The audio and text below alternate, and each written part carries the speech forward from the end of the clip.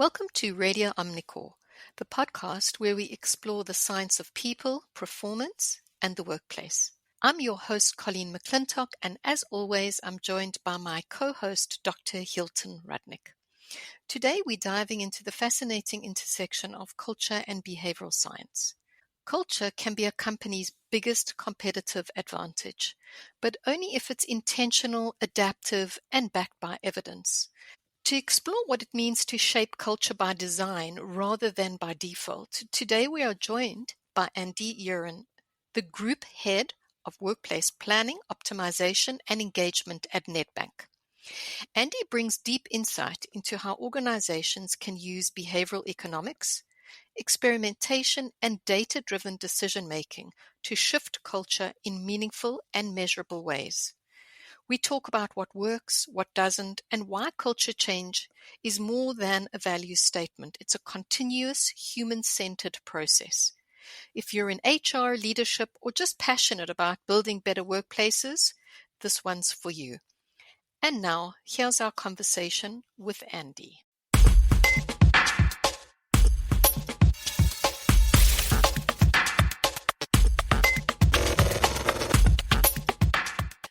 Great. Welcome, Andee and Hilton. It's wonderful to be in studio with you today, recording this very interesting podcast. Andee, we share a lot of similar passions with you, being culture, leadership, understanding how to make those things work. And we're excited to chat to you today. Hilton? Thanks. Yeah. So, Andee, I was just keen to get maybe a bit of background, kind of key milestones in your corporate developmental journey, your key interests, research, that kind of stuff. Maybe you could just give us like a 3-minute intro into who you are. Absolutely. And thank you both for having me today. So I'm a trained research psychologist, started my career at Wits University, loved being a student so much. I decided that I was never going to leave. So went from being a student to being a full-time lecturer in psychology there. Really enjoyed my time at Wits, loved the academic world, published textbooks, did a lot of research, specialized a lot in health psychology. And then HIV and AIDS hit South Africa. And I felt this growing sort of compulsion to be on the ground, to be in the trenches, to do something besides just education. So I left academia and joined an NGO called Mindset Health. And we then did a huge amount of training of doctors, nurses, and the general public around the rollout of antiretrovirals in the country. That was going incredibly well. I was at Baragwanath Hospital and all over a lot of the time. And then I got this absolutely strange phone call. I get headhunted by Nedbank. And I remember them phoning me and I was like, I'm terribly sorry, you have the wrong number. No, I don't do anything on finance. This is not my world. And turns out that they wanted someone to come into the bank and help with social and political strategy. And it was a huge challenge. It was very exciting. It was work that was done on numerous different issues, from health and HIV and AIDS to affordable housing, to economic and environmental sustainability, national health insurance. I mean, you name it. We did amazing work and joined the corporate sector, and over time got pulled more and more into the people world in HR, and then landed up specializing in culture. And I think that's when I hit my sweet spot.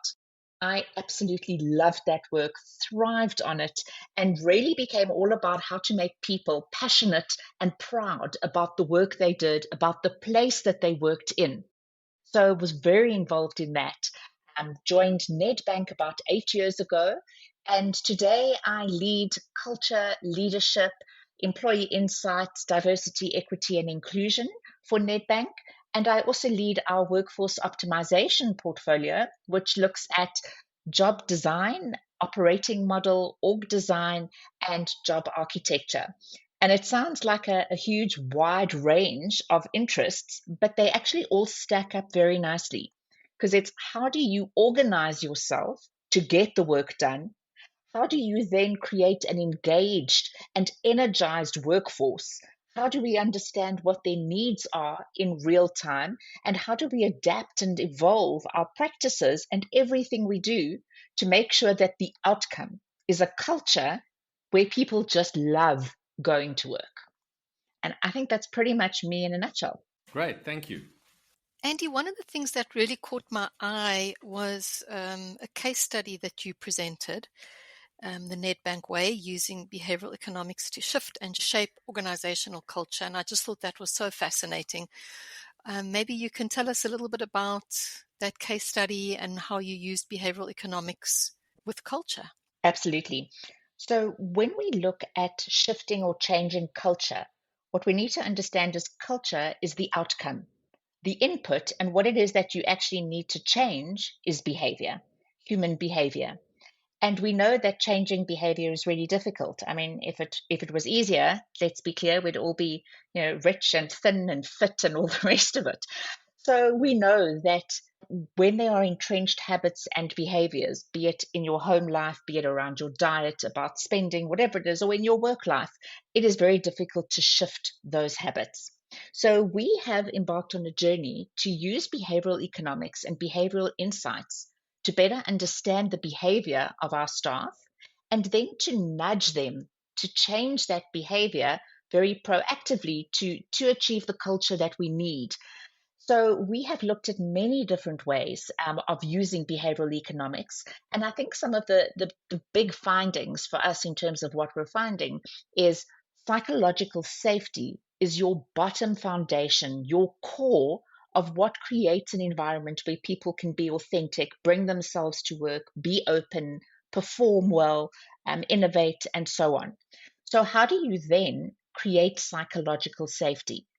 So we use behavioral economics to understand whether having one-on-one sessions with line managers and what you did within those one-on-ones, whether we could prompt you and nudge you to have more one-on-ones, use different methodologies, and then measure whether or not that had an impact on psychological safety. So we found that there is absolutely a use for one-on-ones. We found that when we nudge people about why you have that, why there is value in one-on-ones, what you should do in a one-on-one, how to create psychological safety within that small environment. We found that after a while, people started scheduling more one-on-ones, either with their line manager or their line manager scheduling more with them. And then the psychological safety started to grow. We then looked at framing. So, how do you frame an issue? How do we use choice architecture? So, when we ask people to do something, we don't tell them to do it, we tell them that there are options. And this is an option one, option two, or option three, but we frame those choices very differently using behavioral economics. And these kind of techniques and methods are quick, they're easy, they're cost effective, and they seem to have a great impact on what our staff think, what they believe, and ultimately how they behave. We've used it very successfully, and we continue to use it. And I think what's important is that we test and learn. Everything we do is in an experimental setting because we think that if you can't prove, if you don't know what works, then scaling interventions and just trusting that over time they will work is not useful. It's not cost effective. So within an experimental framework or paradigm, we use behavioral economics in everything we do now. Yeah, that sounds cutting edge, fascinating, and it gets into, I suppose, the heart of what is happening in all corporates, where we're trying to, in some way, measure and incentivize excellent performance, and doing that at scale. And you're in a large organization, is sounds fascinating. I wonder, I mean, maybe can you give us a little bit more detail on how you keep, I'm talking about the performance management part, about how you kind of roll that out. Do you use numbers? Do people get assigned values? Is there some kind of metric, a scale? How does it work? Performance enablement practice at Nedbank is one that we've adapted over time. So in the past, we did use numbers, and we found that what people focused on was the number and not the conversation. So we would say, I'm out of 5, I'm a 3.8, but someone else is a 3.9. And does that mean they're that much better than me? And what does it mean to be a 3.9? And how does that relate to pay? So the discussions weren't useful. So we've changed to descriptors. So at Nedbank, you can either be at the top of the scale, excelling, exceeding, you can be performing, you can be falling short or off standard. So that is our 5-point scale. And what we have started to realize is that it is the conversation between the line manager and the employee that counts the most. Because for performance, you want to start with a positive intent mindset, which is people get up in the morning and they come to work and their intent is to do a good job. Very few people get up in the morning and think, oh, how am I going to do a bad job today? Or how am I going to make sure that this company doesn't get the most out of me? People come to work and they want to do well.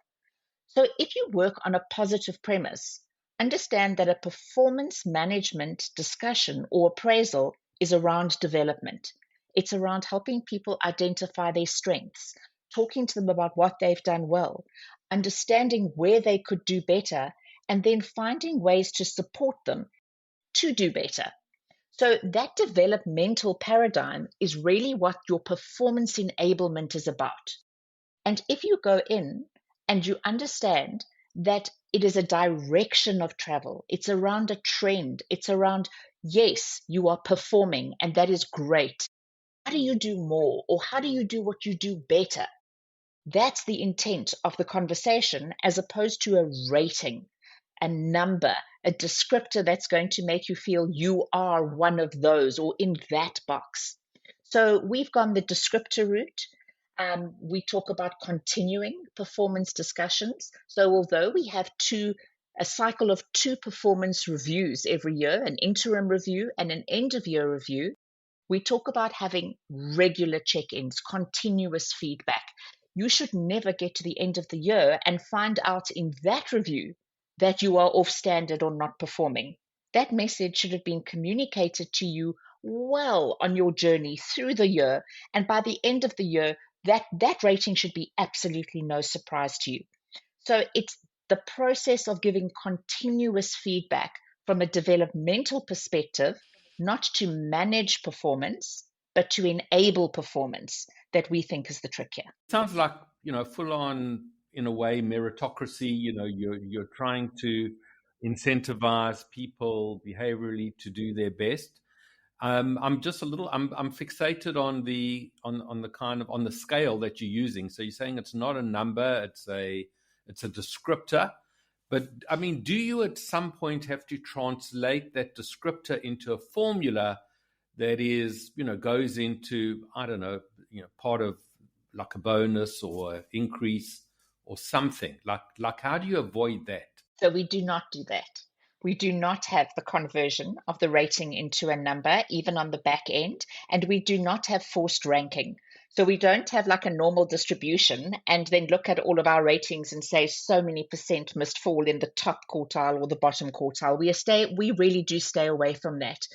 So what happens is once you have your rating, when we do our reward, which is really what you're talking about, what does that mean in terms of your bonus, in terms of your increase for the next year? We look at scales and we look at, and this is really role dependent, it is area dependent, it's absolutely contextual. What would be a performing increase versus an exceeding increase? And it is relatively subjective, but we do checks and balances, and we do go in and we do what we call an EPWEV analysis, which is equal pay for work of equal value, to make sure that there's no bias in the system of how we have allocated our reward. And in this way, I think what's key is that the contextual nature of what you do, the level of complexity at which you do it, whether you are in an administrative role or a sales role or a knowledge worker role, whatever it is, all of those factors are taken into account. And we have a very fit for purpose reward and performance alignment process where there is no formula and you can never tell. It's interesting. You can't say, well, if I had a great year, I can expect 10% of my annual salary as a bonus, or 20%, or there is no formula. And it's dependent on how the bank has done as a whole, because you can't pay huge rewards if the bank is not doing well. You have to look at company or organization performance. You then have to look at your business area's performance, and there's a whole science behind how we get to the pool of money that is then used for your short-term incentives or bonuses. And then once you've got that allocation, then within each division, how that money is then allocated towards each person.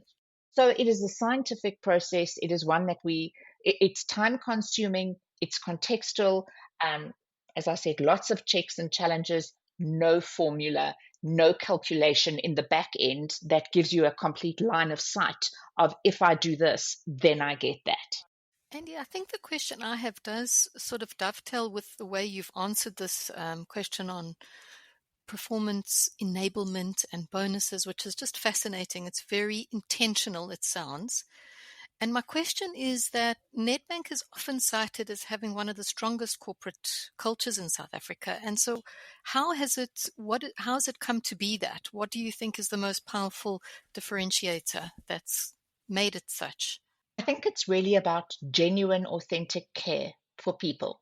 Nedbank has a culture which I would describe as a culture that has soft hands. So we will deliver a hard message, but with soft hands. We will make sure that we are high performing, but we'll do it in a way that is developmental. And our staff really experience and feel that we care about them as people, as individuals. And that is all the way through, from our people practices to the benefits, to the growth and development we offer, to how we cared for our people, for example, through the COVID pandemic. We really do believe that without people, your business really doesn't have a unique selling proposition, because it's people who drive that business. And I think that when people leave Nedbank, and this is something that we call the boomerang effect, people do leave. I mean, people leave all the time, but so many of them come back to Nedbank. And when we say to them, why did you come back? They'll tell us it's the culture. It's the fact that I really do feel that you care. I'm not just an employee. I'm not just a number. The way people talk to me, the way that we give feedback, the way that we prioritize well-being. I think all of those things together demonstrate care, and I think people feel it. That's the difference. I don't think that we're soft, but we do things in a way where people feel seen and valued. And that's a hard balance. But you're right, Colleen, it is a hard balance, because there's a shadow side of that care. And the shadow side of care can often be complacency or accepting mediocrity. So you stay away from courageous conversations, rather than tackle a performance issue. You just, you gloss over it, and you don't tackle real issues of poor performance. And I think that there is an element of that at Nedbank, but at all organizations. And in fact, one of the things we're going to be working on going forward is a capability building exercise to help people to learn the skill of a courageous conversation, of candor, of productive conflict. Because we all tend to shy away from conflict, right? I mean, there's nothing worse than having to have that tough conversation and tell someone they're not doing well, or their work is not good enough, or whatever the case is. And bottom line is, it's a skill. It is a skill which can be learned, which can be coached. And I think that we expect our leaders to come into an organization, into a leadership position, having a skill without having been given an opportunity to build it. And we're going back to basics. We're going to say, actually, how do you do that? How do you give poor feedback or bad feedback in a way that doesn't make the person feel small, or doesn't make the person feel that their self-esteem has been damaged? So there is a shadow side to having soft hands. But truly, in today's economy, if you don't have a high performance culture and you cannot get the best out of your people, you just can't be competitive. So it's a balance we have to work on to get right.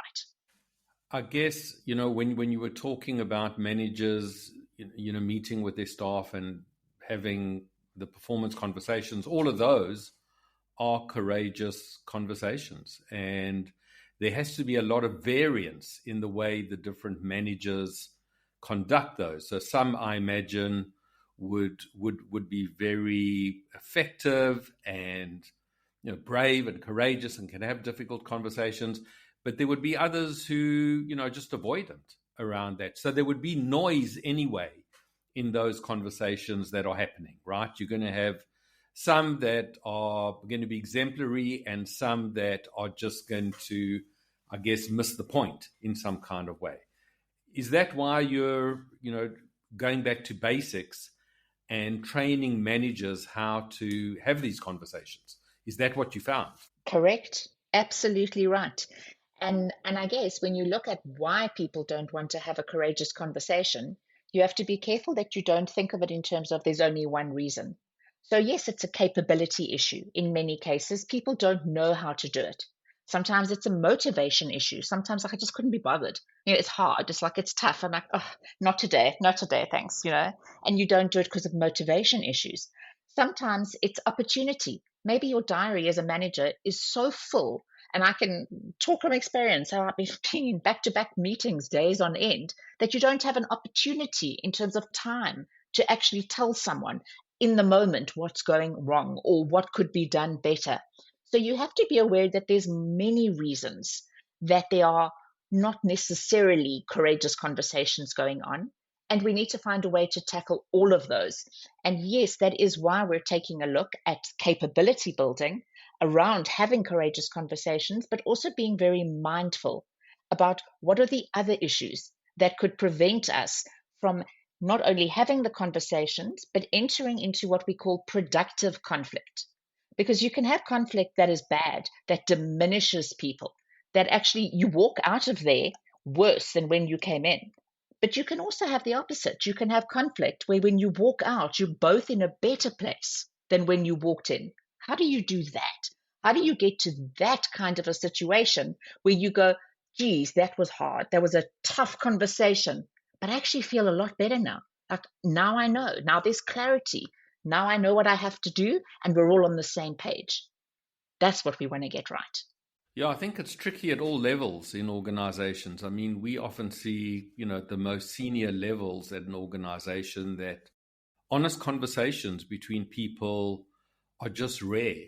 And it becomes difficult to tell people that you want something differently from them, that they might be getting in the way, that, those kind of things are very hard. But when you can have an openness where those kind of things are routine, it definitely seems healthy for the organization, but not without its risks, because, you can have people bumping heads, and I think it's a tricky thing to manage.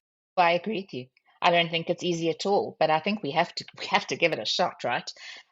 Otherwise, you build a culture where it's what we often refer to as a good news culture, and what we also call the watermelon effect, which is the closer to the top you go, the greener you get.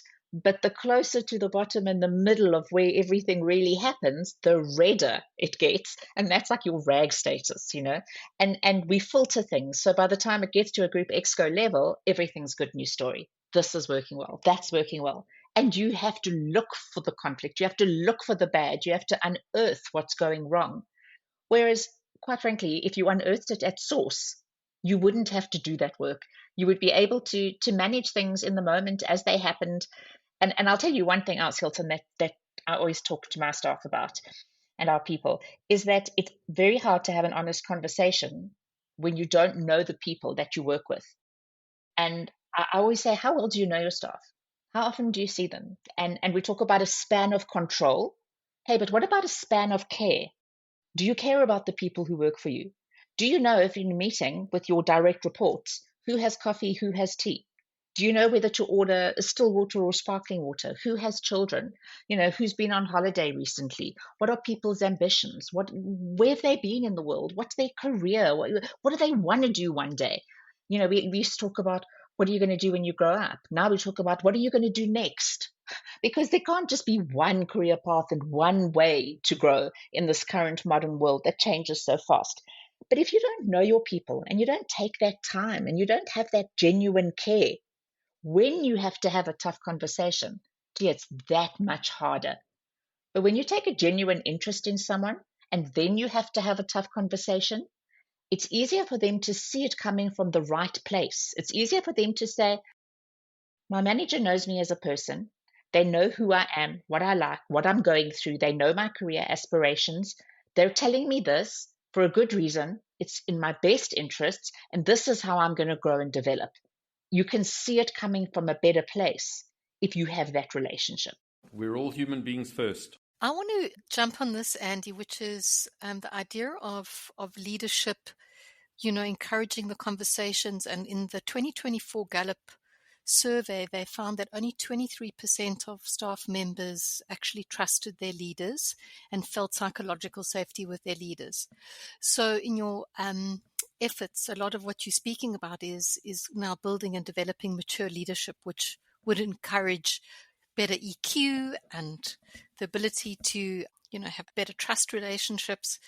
So what is your feeling around the leadership development around psychological safety? Yes, you're giving skills on those one-on-ones, but how do you teach the senior leadership to be more kind of approachable and create more safety for individuals? This is a question that if I had an easy answer to, I would be very happy.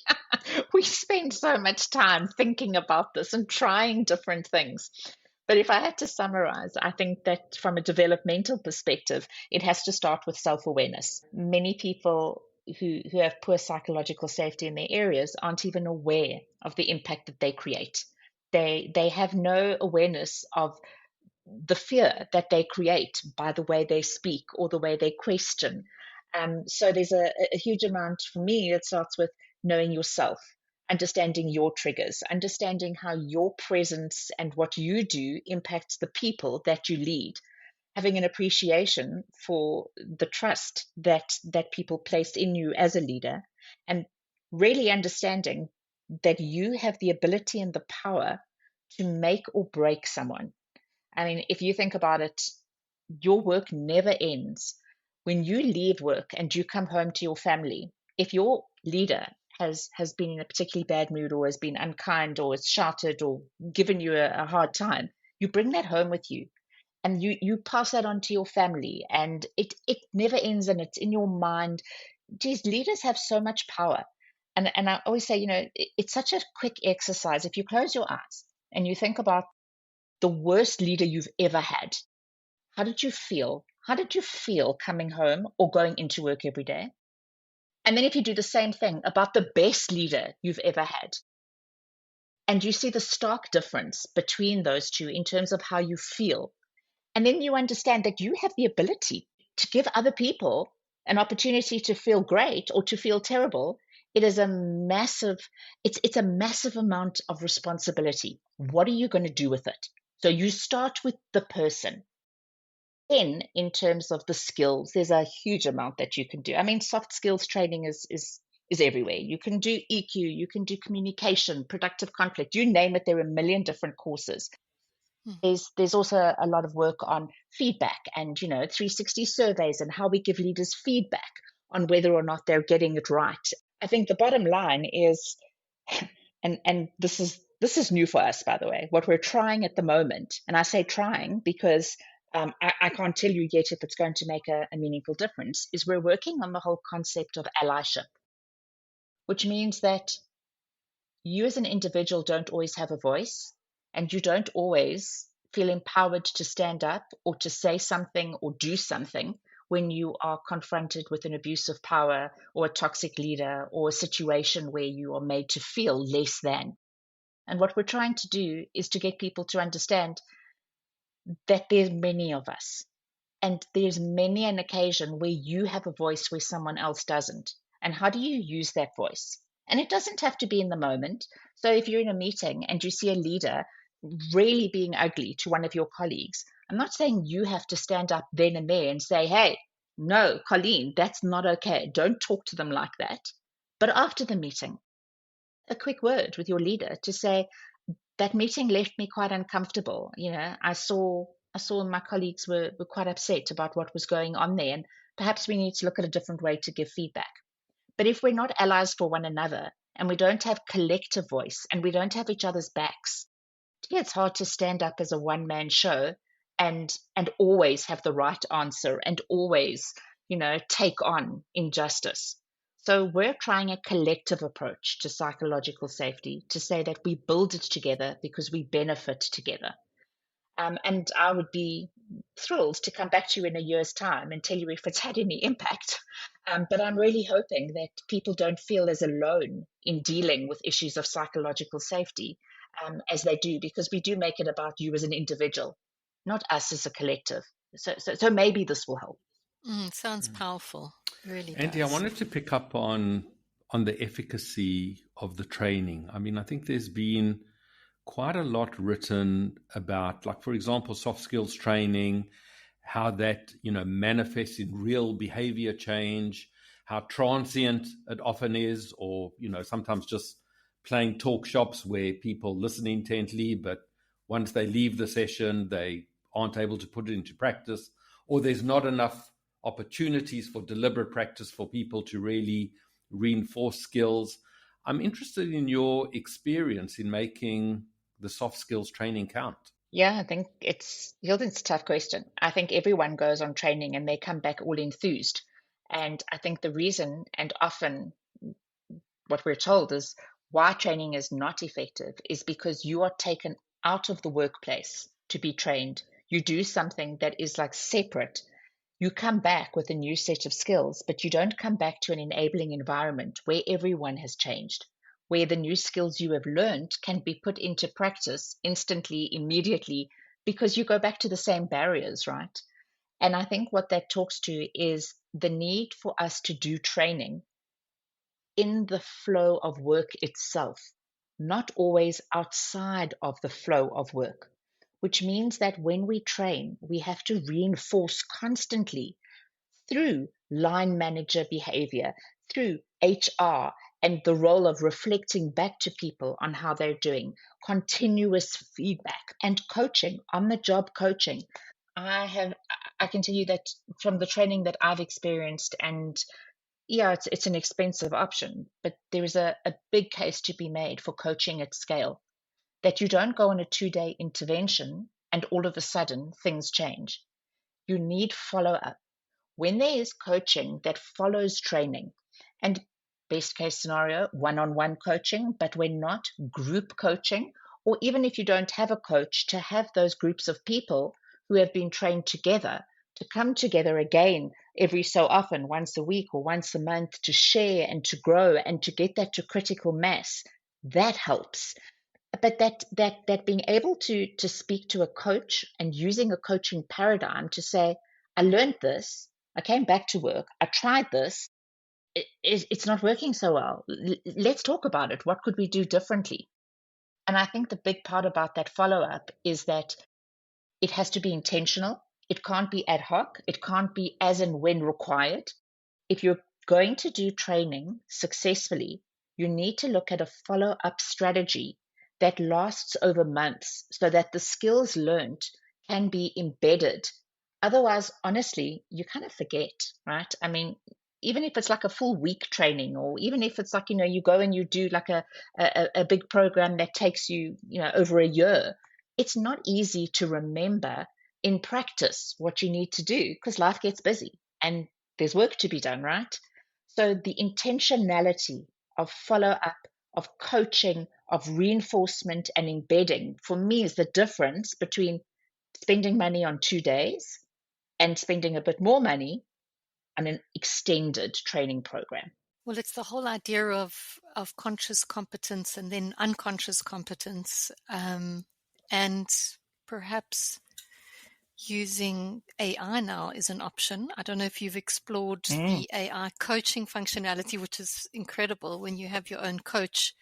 Yeah, I think the training piece also speaks to the feedback that we give. There's a whole loop because, if you're going on a kind of training for a whole cohort versus working with training based on your 360 feedback, then sometimes it's more relevant for the individuals. And Colleen, what's interesting about that?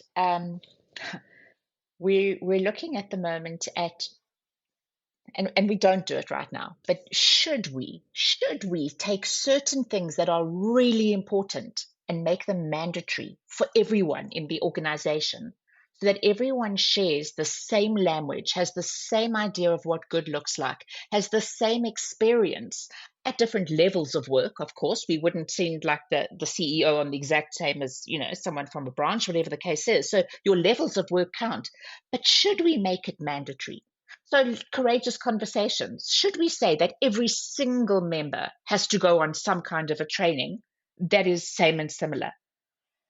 We don't at the moment. I'd love to explore that because you're so right that if you don't have that, how do you ever hit scale? How do you ever get to that tipping point where more people get it and want it than don't?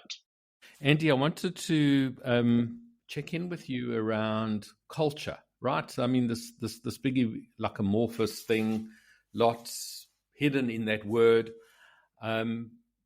How do you, I mean, just labeling culture, just finding the right kind of labels for it, and then, stretching that throughout an organization and having all the microclimates inside different teams, different managers, divisions, regions that all have their own variants of the culture.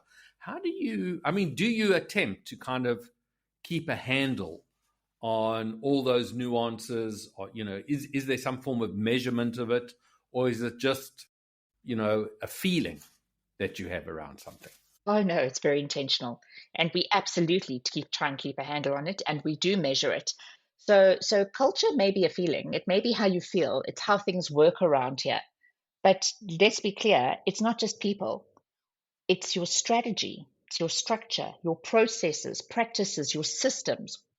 All of those things come together through people, and the outcome of that interaction is the culture. So when we talk about what impacts culture, let's just take an example of structure. If you're not well structured and you don't have the right organizational design, what happens is duplication and overlap and poor decision rights, and people aren't really sure what their role is, where it starts, where it ends. What does that lead to? Frustration. What does frustration lead to? Either disengagement or conflict. Where does that play out? In the people arena, impacts your culture. So, in every step of the entire value chain, from what is our strategy to what is our process to what is the system that is used, you have to be very clear that the outcome of all of these elements will impact the culture you have. Do you want a culture that is agile, where people are empowered to make decisions? If the answer to that is yes, then best you get your decision rights, your org structure right, and best you empower people and you make those decision rights and points as close to the customer as possible. If you're going to introduce unnecessary bureaucracy and have many different governance forums and all the rest of it, you slow things down. When things go slow, it feels slow. What is the cultural outcome of that? There's no real urgency. I'll do it tomorrow. Whatever. That's not the culture you want in a high-performing organization. So it's very intentional in everything that we do. We measure our culture in many different ways. I think our Pulse survey, which is an employee insight survey that we run twice a year, is a big component of that. We use the Utrecht scale to look at engagement. We also look at NPS scores. So we ask our people, would you recommend Nedbank as a great place to work? And there's a scale for that. And then we also ask them why. And we use natural language processing, and we go through like hundreds of thousands of comments to theme them, to get the sentiment, to understand what it is about Nedbank that people love. What about Nedbank frustrates them? What are they scared about?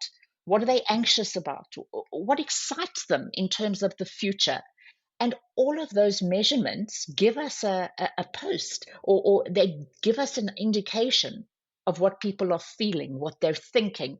And that then impacts intention and behavior, which is what we measure. So I think that if you think that your culture is going to just adapt and evolve, you are right. The thing is, do you get to where you want to go? Because you have a culture whether you want to or not. You have a culture whether you measure it or not. But if you want a specific culture and you want it to work in your specific environment, best you pay attention to that very closely. Best you design it and be intentional in everything you do to get it, and make sure that your people know that they own culture, not you as an organization. And it is only their behavior that in the end will ultimately change the way we feel about doing things and if it's a great place to work or not. So yes, intentionality is key. Andee, how do you help organizations? I mean, you've got such a clear vision of how it should be, and it's so reassuring listening to you.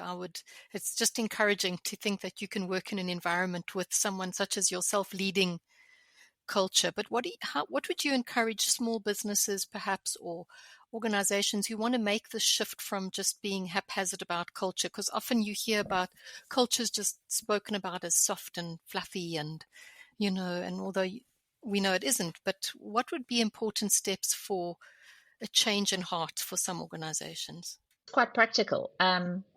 Start off with understanding what is your current culture. So sit down and write it out, and ask people. I mean, that's most important because everyone will have a different perspective of what the culture is. And there's some great creative ways you can do it. I mean, you can say, if our organization or our business was a person, would they be male or female? Would they be old or young? What race would they be? What do they do on the weekend? Do they golf or do they go jolling? Are we a big, are we a heavy drinker?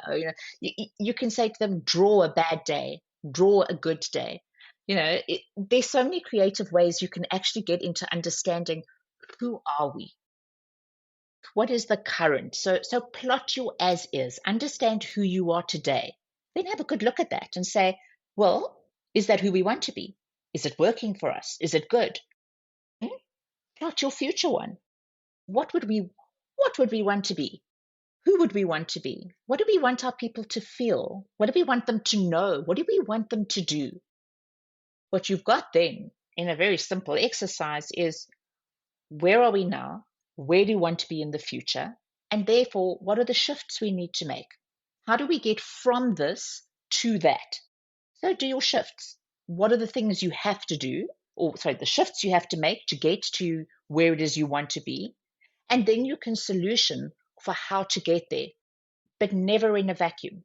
So design thinking here is key, because if people tell you that, as an example, this place feels very stiff and formal and I don't feel like I can be myself here, and you say, well, that's no good. We want you to feel that this is a homey place. We want you to feel that you can be yourself. And then we start to think, well, how are we going to do that? And then we often devolve to perks, which is, okay, so in the morning we're going to give cappuccinos and free muffins, and that will make people come to work and congregate, and they'll talk to each other, and it will feel better. And when you do that and it doesn't work, you think, we do everything for these people and they don't appreciate it. Ask them, would serving muffins make you feel better at work? I guarantee you your answer will be no. It will not make you feel better at work. Ask people. It's that simple. What would make you feel better? We're solutioning for this specific shift. We want to do X, Y, and Z. We've got some ideas. We'd like to test them with you first. What do you think? What else could we do? How could we do it differently? And I think where many companies go wrong is they solution for culture from a boardroom and from a very senior perspective without actually just asking people on the ground what would work for them and why. So I don't think it is hugely scientific. I don't think you need consultants. I don't think you need to go overboard. If you're a small or a medium business and you want to explore this, what's your as is? What's your to be? What do you need to shift? Solution for those shifts with your staff.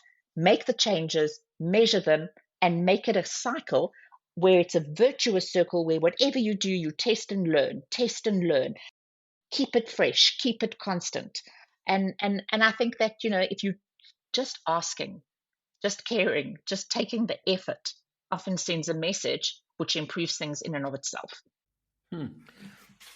So, Andee, I wonder if there's a tension in the idea of creating like a uniform, monolithic would, maybe not be the right word, but like a culture that is the way we do things around here, and like individual identity, where like people can come in, and you did earlier say something about like be yourself.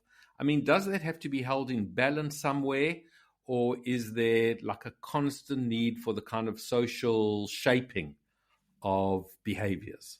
Hilton, is a great question. I just, I think about that question a lot because we have what we call at Nedbank the Nedbank way. And these are the things which are not negotiable, like your values.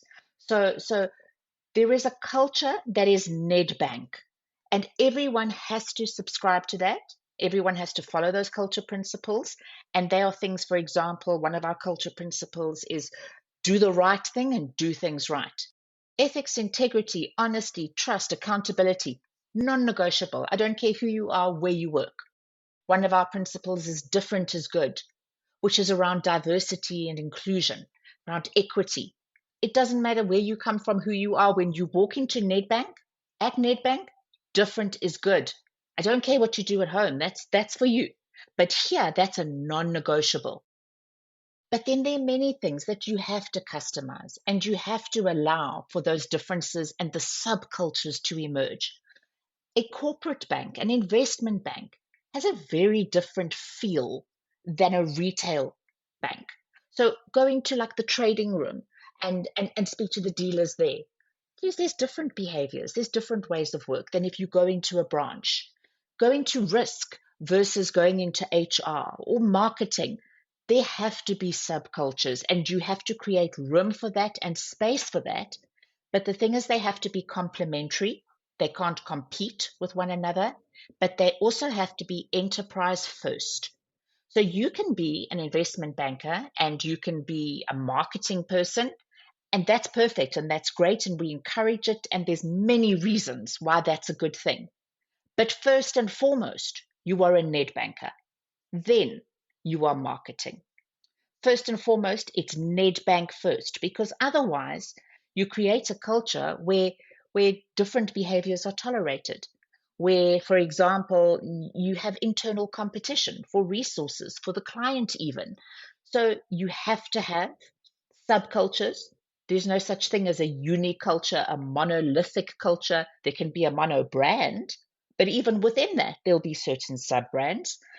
There's no such thing as one size fits all, but there most certainly are non negotiables, which I think are firm wide and cannot be tested in terms of whether or not you should or shouldn't ascribe to them.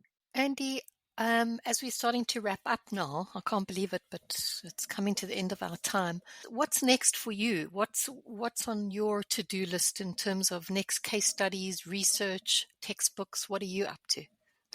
Hey, I'm fascinated by the impact of AI on the future world of work. And you alluded to it just now, Colleen, where you spoke about using AI agents for training.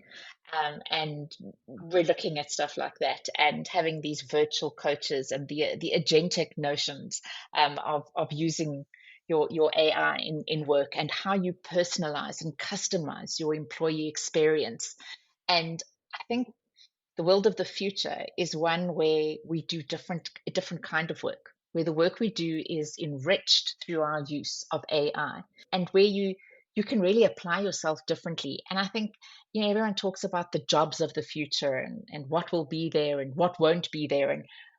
And man, I'm so excited I chose culture because you can't do this through AI. But AI can certainly help, and it can help with measurement, and it can help with training and so many things. And I think that we are on the brink of something very new and very exciting. And if we don't jump headfirst into this, we're going to just lose out. And for me, this is like the frontier in which I want to see what happens next, in which I want to be part of the new organization, new ways of work, where you have AI alongside you, and the people who get ahead are people who work with AI and people who have assisted AI, not people who run away from it or people who are scared of it, people who embrace it. So that for me is my next big area. And how do we create a culture where AI is seen as just part of natural everyday life? This is how we do things. And for me, the biggest thing it does is it engenders curiosity, because now we can ask questions and we can research and we can look at things. And I think it's fascinating. And I'm so excited by the notion of how it's going to change our culture and how we use it to build culture. And that for me is the thing that excites me most for the next. Fascinating. Hilton, you have one last question. Yeah, so it's more of a thought experiment, Andee, because I mean, we're aligned with you. We think culture is important, but I do wonder, if some actuary at Nedbank took all the money, your whole department, everything that's spent on it, the surveys, the time, all the workshops and everything, and said, we're going to doge these out of the business, right? We don't want them anymore. Most people in the world are reasonable. They're just going to get on with it. Nedbank will be just fine if we take all this stuff out. What do you think would happen if that happened? I think in the short term, great efficiency, lots of cost saving.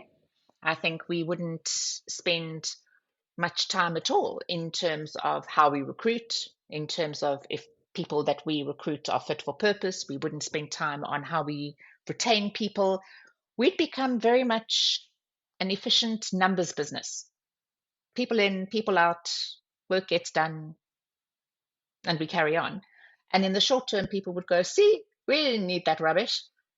And I think in the not so short term, you would find that the culture that emerges, because remember, it doesn't matter whether you want to or not, there is going to be a culture. And if it's not nurtured and it's not valued, what emerges might hold you back hugely. It might, I mean, I don't think anyone's ever done that, but I mean, I would hazard a guess that you would have staff who didn't particularly want to be there and didn't particularly want to put in the same effort, the same discretionary effort that they do at the moment, because they really believe and they're loyal and they want things to work and they love their colleagues. We would make bad hiring decisions because it wouldn't matter who we hired. We'd look at the person who could do the job, at the best price. So we wouldn't have a culture where people actually came together because they had a similar purpose and similar values. And I think over time, it would not be a great place to work. So people wouldn't want to work there. People would leave. And I don't think your business would do well and would flourish in the long term. I think that, I would assume a downward spiral over time. And you would also have a lot of, I would think a lot of toxic leadership behaviors emerging, because why would you care? What would you care about? Yeah. I mean, I think it would work on the premise that, like, most people occupy the kind of middle of the bell curve, that, like, most managers are reasonable people, want to have benevolent conversations with people. Most staff showing up at work want to do a good job, all those kind of things. And, it's really at the outliers, at the extremes, where trying to push people into the middle. So I mean, I think your analysis sounds sound. We'll never know, but it is an interesting thought experiment, and I just wondered about it. Yeah. Oh, it is. It's fascinating. If the consequences weren't so dire, I'd say, hey, let's give it a shot. But not at Nedbank, okay? We'll choose another organization to play with. It feels like it just wouldn't have a heartbeat, Andee, if that was the way people ran businesses. It wouldn't feel alive. Sure. Yeah. Absolutely. And if I think about what makes a place special, it's how you feel about work. Work is work, man. You can get work at many places. But to actually like your work, to like the people you work with, that's not as common as you would think. And I think if you've got something that works, it's special, and you should nurture it, and you should do what you can to grow it and protect it. And I think that's possibly where Nedbank has potentially got it right over many other organizations. It is a competitive differentiator. It is a different feel to the place. And that's a wonderful, wonderful place to put a full stop in our episode. And I think Nedbank's so lucky to have you driving that. Thank you so much for joining us, Andee. It was wonderful to learn from you. And we look forward to seeing your case study on AI in the future. Thank you. Been a wonderful conversation. You made me think a lot today. Go do some more reflecting. So thank you so much.